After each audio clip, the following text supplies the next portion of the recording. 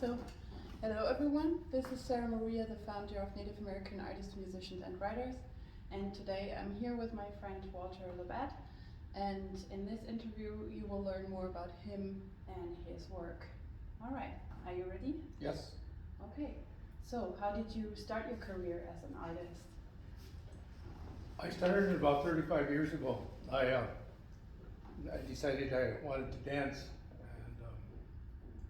and I needed an outfit, but I didn't have the money to buy one, so I figured, well, that I would make my own outfit. And that was the start of it. I thought, well, after I beat my outfit, I won't, that'll be the end of it, but it wasn't, because I got great enjoyment out of beading, so I've kept that on for, like I say, 35 years, I guess, so. Okay. So that's how you started out? That's how I started out, yeah. Okay, that's a nice story. And does art, so to speak, run in your family? Are there any other artists in your family? Yeah, my sister, a couple of my sisters do a little art, but I'm the only one that really takes it to the max, you might say, Mm-hmm. Okay, I see. And who did you learn your profession from, or was it self-taught? No, I learned it on my own. When you're a Dakota like me that raised on a reservation and being around our culture all the time, I got to know what good beadwork was like, And when I was in college, I started, I tried to do some beadwork, but I knew what I was producing and what was good was, mine was not good beadwork, so I lost interest in pursuing it. Mm-hmm. And after that, then when it came time for me to start again, for some miraculous reason, I was very satisfied with my beadwork. Mm-hmm. And I took a pair of one of my moccasins that I'd made, maybe the first, second, third pair or something, and I took it to my dad, because we all want to please our parents. We all want to, make our parents happy, Mm-hmm. And so I did that, and my dad, he almost came to tears because he kept rubbing his hands over the beadwork on the moccasins and saying that he thought that this was a lost art, and so I ended up giving the moccasins to him. But that was the motivation that if your dad thinks you're damn good at it, you kind of want, I kept on, so that's where that went. So. Okay, that's great. And if your dad thinks that, then it has to be true, right? Mm-hmm. Yeah. Okay. And so you said you're working with beads. With what other materials are you working, and with what tools? Well, and I've told this story so many times on my PBS shows too, but when I finally got my outfit done and I started dancing, one of the guys on the powwow circuit come up to me and said, "Geez, I really like your outfit there. You did a damn good job on that beadwork." Mm-hmm. And I showed him my fingers, and I says, "Yeah, but look what they did to my fingers. They just tore the hell out of my fingers." Ouch. So he said, "Well, you have to have Indian tan buckskin, because that's just like cloth." And so I asked, so now I was living in the cities then when I was doing that, and on one of my trips home, I asked my dad, but I knew he didn't know. But anyway, it was necessary for me to ask him anyway. Mm-hmm. I said, "Dad, do you know how to make Indian buckskin?" Mm-hmm. And he, with a kind of an incredulous answer, was, "Well, of course I do." He said, "I used to help my mother make it." So that's how I got started making Indian tan buckskin. Sometimes it's called rain tan buckskin. Whatever word, I think it's the reason why that Indian people never invented cloth because they had this, were able to make this leather that was so soft that it was just like cloth. And the Europeans had never made any leather that was like that. Anywhere came close to being like cloth. Mm-hmm. So that's how I got started on making buckskin, and that's some of that is what I use for my beadwork. So. Okay. And how long does it take to prepare buckskin, to make buckskin? Oh, Roughly.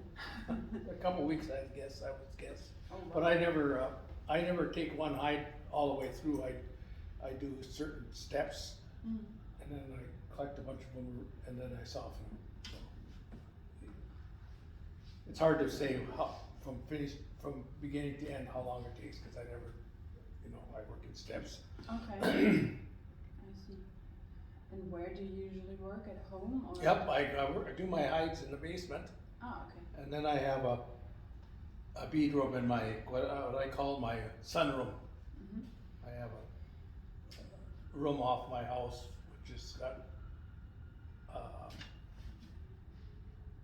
That's a lot of windows on the south side, so that's where I do my beadwork. so that you have enough light, I guess. Yeah. Okay, that's nice. Yeah. Okay, and what does the process usually look like when you bead moccasins? How do you start? Is there any certain process? Well, I have a bunch of different sizes, patterns for different sizes, Mhm. different widths. If you got a wide foot or narrow foot or medium foot, I have patterns for all that. So what I do is I take my hides and I use the iron-on Pelon, P-E-L-O-N. It's an iron-on stabilizer, so it stabilizes the leather so it doesn't stretch. Mhm. And I iron that on, and then I'll take my pattern and draw out my patterns and then cut them out. And then I draw my bead lines in, and then I take off beading. Oh, So okay. it takes me about 2 weeks to do a pair of moccasins. So Yeah. Yeah, I would guess you need a lot of patience for that kind of work and good eyes too, and light, of course. yeah. Because I mean, I admire that because I'm not sure if I could, because you need a steady hand and everything. So, Well, it's not as tedious as you might think it is, okay. because it is self-motivating. Because when I'm beading, I want to see how it turns out. Mhm. So while I'm beading, I'm anxiously waiting. Oh, geez, that's looking beautiful. I picked just the right colors. Oh, it's beautiful. And so it's like I say, it's self-motivating, and it's not tedious in the fact in my motivation for beading, because in some aspects, I might say that I am using my beadwork, creating beauty for, how do I say this, to keep my peace and serenity. When you're creating beauty, the gift that you give yourself is a good heart, a good mind, peace and serenity. In today's world, with all the political turmoil and other turmoil that you get exposed to during the day, and I find refuge in my artwork, because as soon as I start doing that, then that stuff leaves me, and the oft saying is art gives you the feeds your soul. That's what I find. So that's one of the benefits for me. And then when I get a pair of moccasins or I get something, my beadwork done, I'm very happy, and I send it off to my customer, and my customer's happy too. Oh, that makes me feel good. They'll say, "Oh, that's so beautiful." But anyway, I have no pictures of my art to show you, so I might be lying like hell. Maybe my accents are terrible, but it's only in my mind. So an objective thing would be is to have to see my moccasins and see if you agree with me. Yeah, well, they could see them on my page, so they just have to scroll through and check it out. So they will see that they're beautiful. Yeah. And is there any special story from your art career that you would like to share? Anything that comes to mind? Well, only in general. I won't get specific, but I always remember before I started, or maybe shortly after I started, or I heard about other artists who said that they got their designs or their inspiration or whatever from that spirit world, from that, or from their dreams, and I always thought, I'm not sure I believe that, but I've experienced that on a number of occasions where I was able to say, thank you for bringing me that design. But that is only a rare occasion. Otherwise it comes from my own imagination. Yeah, my own imagination. Yeah. Okay, I see. And part of that is I walk every day, and that's where I connect with that other realm, you might say, where inspiration, answers to things that might be bothering you. That's where I get to enjoy that gift from I might be thinking, oh geez, how is she? And then the answer comes. Okay. So it's kind of a miraculous kind of deal, but when it's happened so much, you just kind of accept it. Say thank you, thank you, thank you, Dad. And I'd say it's a good deal, right? Yeah. I remember one time my niece came over, the one that helped me write the book, or wrote the book.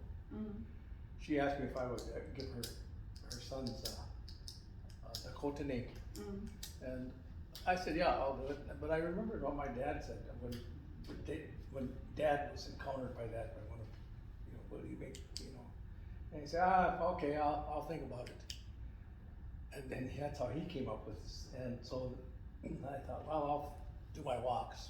And my walks, them names came to me, and I knew it was my dad's. I said, thank you, Dad, for giving my name, being able to come up with names for my nephews, my great nephews. So yeah.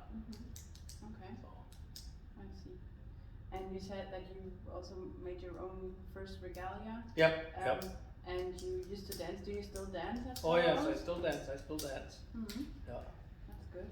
Yeah. What was the last powwow that you danced at? I only dance in the summer. I seem like I don't get the enjoyment, the motivation to dance inside. I like to dance outside. Yeah, so I'll probably be dancing here next week or two. Okay, that's nice.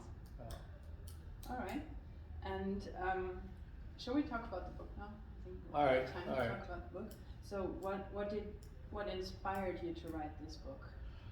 Well, I have to tell you how it started from the beginning, because my aunt had received, after my grandpa died, she received his handwritten manuscript, you might say, of stories, events that he had heard from from my great grandmother and other elders of that day, and he wrote these down. And my aunt, she gave them to me, and I started reading them, and very interesting stories, from the 1800s.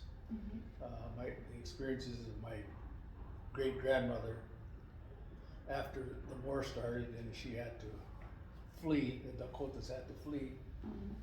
Many of them fled into Canada, and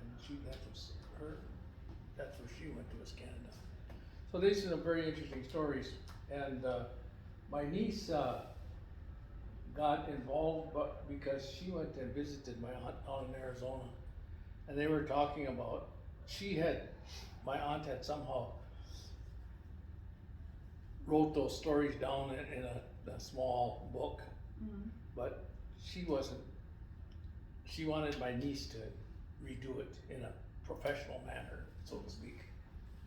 So she got in touch with Minnesota Historical Society and showed them her proposal, and they were excited about it. And somehow the Historical Society personnel knew about me and some of the stories that I had written down, so so Terry asked me if I would want to get involved in that writing of that book. So she took all my writings down and organized them by theme, maybe, along with my grandpa's stories, and that's how the book came about. It was only partial. There's other grandpa stories and other my stories there. There's enough material for book 2. So. Okay. Will there be book 2? Well, I don't know. My niece and I, we talked about it. I don't know if she said that she was willing, but who knows? Maybe she's tired and needs a break or something. But anyway, there might be a book 2. So, who knows? Yeah. So let's see, and it might be a surprise. One benefit out of all this was I was contacted by certain people that they wanted to write their stories that they heard, and I thought that's great. That gave the impetus or the motivation for others, because I'm not the only one that heard stories from my elders. I often say that if I was 40 years old and somebody asked me, do I know any stories? I would say, no, I don't know any. Because I forgot them all. I forgot that I knew all these stories. And I remember when the elders of my day would tell stories, none of them ever said, now super, remember, these are important stories. We remember these. No, it's just like you and I talking, and that old person would tell me stories, and I put it away here for 50 years or so, and then they started falling out. So there's been a couple guys that they want to, and they asked me how. Well, I told them, MNHS, Minnesota Historical Society, was our publisher, so maybe you want to go that route or whatever. But yeah, it'd be good to see other people's perspective on maybe similar events, because that happened in 1862 was 6 weeks long, but from our perspective, it was a very big event. That we as Indian people, we as Dakota people, will never forget it. Of course. It's the impact is with us today. When our casinos first came out, a lot of the elders says, that's our new Buffalo. Because we depended on the buffalo for meat, shelter, clothing. It was our whole grocery store of how but the Washichus, they killed them off. You see these pictures of bones sky high with buffalo, and so they stole our way of making living. So now the casino came, and not hopefully they won't steal that from us. I'm sure they won't. Because it for some tribes it has brought us from poverty into the middle class. I see.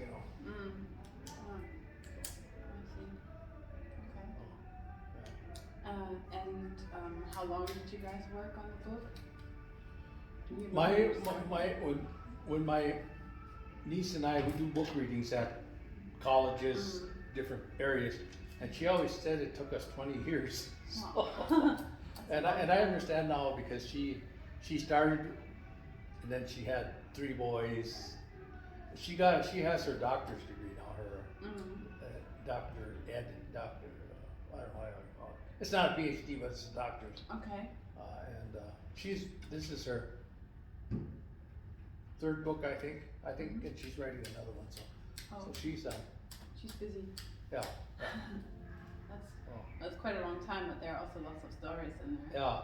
That take time to collect and to write down. So it's extensive work. And what is one of your favorite stories from? Oh geez, how can you say one of your favorite No, stories? I mean one of your favorite stories. One of my favorite stories. Yeah. I don't even know if I have one. I mean, they asked me that at McAllister during our Q&A. What's your favorite story? And what popped into my mind was